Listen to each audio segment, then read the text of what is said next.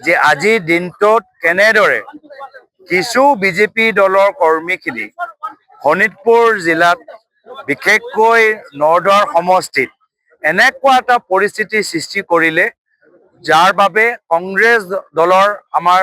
এটা থানলৈ এটা পবিত্ৰ ঠাইলৈ আমি যাবলৈ বিচাৰোঁ সেই আমি যাব নোৱাৰিলোঁ আৰু অসম আৰক্ষী শোণিতপুৰ জিলা আৰক্ষী যিসকলে উৎপাত কৰি আছে তেওঁলোকক ধৰাতকৈ আমাৰ ওচৰত আহি আমাক বাধা প্ৰদান কৰিছে মানে আইনৰ ওপৰত বিজেপি দলৰ কৰ্মীখিনি আমি সকলোৱে শিকিছিলোঁ যে আমি সকলোৱে আইনৰ সন্মুখত সমান আমি সকলোৱে আইনৰ তলত কিন্তু হিমন্ত বিশ্ব শৰ্মা ডাঙৰীয়া অসমৰ মুখ্যমন্ত্ৰী হৈ যোৱাৰ পিছত নিজকে আইনৰ ওপৰত ভাবে যে তেওঁ নিজৰ ইচ্ছামতে আইনটো তেওঁলোকে সলনি কৰিব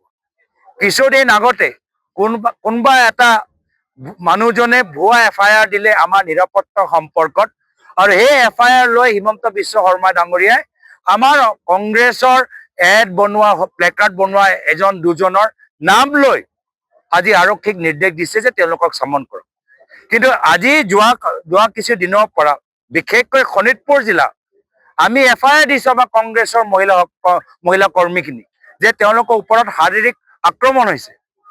কিন্তু তাৰ ওপৰত কোনো একশ্যন লোৱা নাই আমি কমপ্লেইন দিছোঁ যে এজন জ্যেষ্ঠ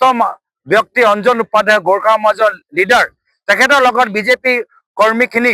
আজি তেখেতৰ লগত অন্যায় অপৰাধ কৰিছে মাৰপিট কৰিছে তাৰ ওপৰত কোনো একশ্যন হোৱা নাই আজিও অসমৰ শোণিতপুৰ জিলা আৰক্ষীবোৰ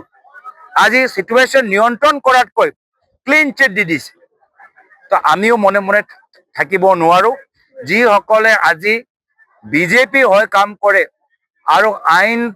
আমাৰ সকলৰ বাবে বিভিন্ন ৰাজনৈতিক দলৰ বাবে সমানভাৱে ব্যৱহাৰ কৰিব নোৱাৰে তেওঁলোকৰ বিৰুদ্ধে আমি কেন্দ্ৰীয় নিৰ্বাচনী আয়োগক কমপ্লেইন দিম যে যাতে নিৰ্বাচন সময়ত যে তেওঁলোকে থাকিব নোৱাৰে তেওঁলোকক আমি আঁতৰাব লাগিবই নহ'লে নিৰপেক্ষ নিৰ্বাচন হৈ নাথাকে কিন্তু আজি হিমন্ত বিশ্ব শৰ্মা ডাঙৰীয়া আজি তেওঁ যে ভয় কৰিছে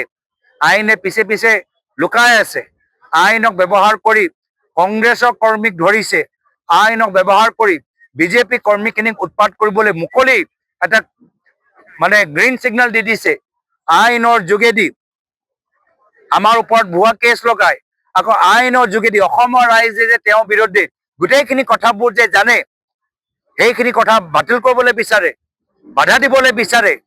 আজি আইনৰ সম্পৰ্কত এনেকুৱা এটা স্থিতি আমি দেখা পোৱা নাই য'ত অসমৰ মহিলা যদি তেখেতৰ ওপৰত নিৰ্যাতন কৰা যায় তেওঁ যদি পুলিচ থানাত যায় পুলিচে তেওঁ FIR পঞ্জীয়ন নকৰে কিয়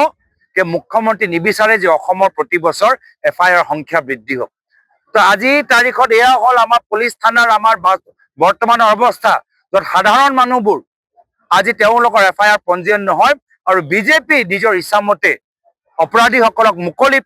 পৰিৱেশ সৃষ্টি কৰে মুকলি তেওঁলোকৰ ফিল্ডটো এৰি দিয়ে আৰু কংগ্ৰেছৰ কৰ্মীখিনিক আমাক মানসিকভাৱে দুৰ্বল কৰিবলৈ চেষ্টা কৰে কিন্তু আমি কংগ্ৰেছ দল আজি কংগ্ৰেছ দলে এটা গতি লৈছে এয়া মুখ্যমন্ত্ৰী তেখেতৰ চেহেৰা পৰা চাই আমি গম পাইছোঁ আমি আগবাঢ়ি যাম আমাক কোনো বাধা দিব নোৱাৰে প্ৰতিৰোধ কৰিবলৈ চেষ্টা কৰিছে নেকি চেষ্টা কৰিছে আৰু নিজৰ ভয় লুকাবলৈ চেষ্টা কৰিছে